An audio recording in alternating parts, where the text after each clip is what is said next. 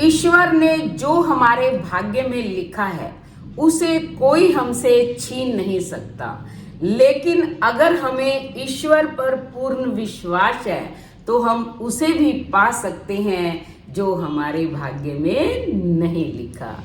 राधे राधे। शर्मा जी की कहानी चैनल पर आप सबका हार्दिक हार्दिक स्वागत, अभिनंदन।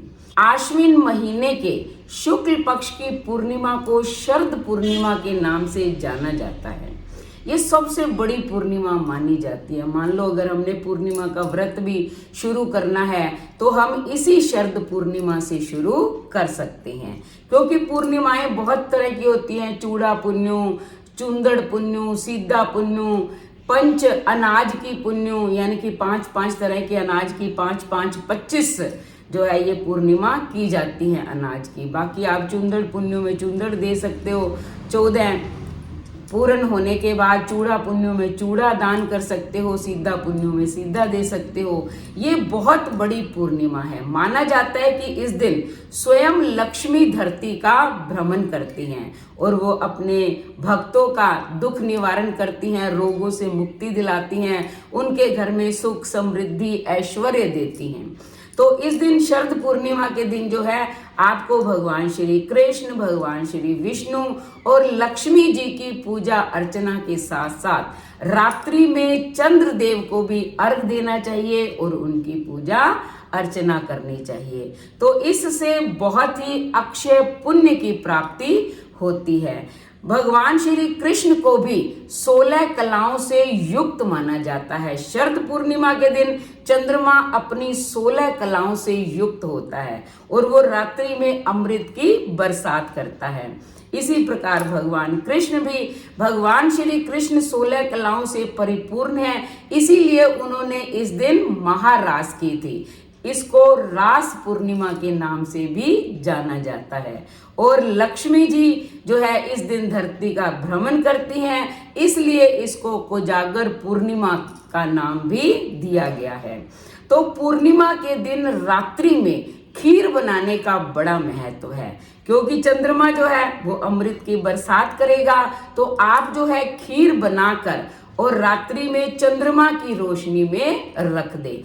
अमृत बरसेगा, हो सके तो पूरी रात रखें, अगर पूरी रात नहीं रख सकते तो 12 बजे तक तो अवश्य रखें। और स्वयं भी कुछ समय चंद्रमा की किरणों का पान करें, क्योंकि उनसे अमृत बरसता है, रोगों से मुक्ति मिलती है, हमारा शरीर जो है वो स्वस्थ रहता है। और खीर जो है उसका क्या करना है, मंदिरों में तो रात्रि को ही भोग लगा देते हैं, लेकिन हमें वो खीर उठाकर अंदर रख लेनी है। अगर पूरी रात नहीं रख सकते तो सुबह जो है भगवान को भोग लगाकर और फिर उसके बाद प्रसाद रूपेण सबको बांट दे। तो आप देखना कि आपके जीवन में कितनी खुशियों की बरसात हमेशा बनी रहेगी, शरीर भी हमेशा स्वस्थ रहेगा जो भी इस खीर का पान करेगा, यानी कि खाएगा।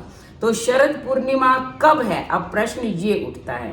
पूर्णिमा तिथि 16 अक्टूबर को रात 8:40 पर शुरू होगी और 17 अक्टूबर को शाम 4:55 पर समाप्त होगी।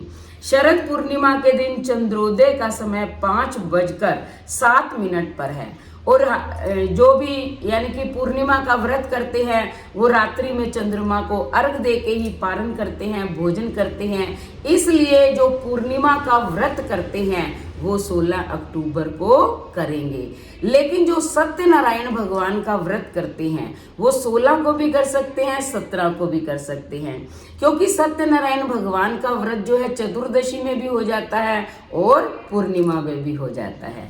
तो इसलिए शरद पूर्णिमा के दिन पूर्णिमा का व्रत करें, भगवान की पूजा अर्चना करें, रात्रि में चंद्रदेव की आराधना करें, फिर देखें आपके जीवन में कैसे खुशियों का अंबार बरसता है।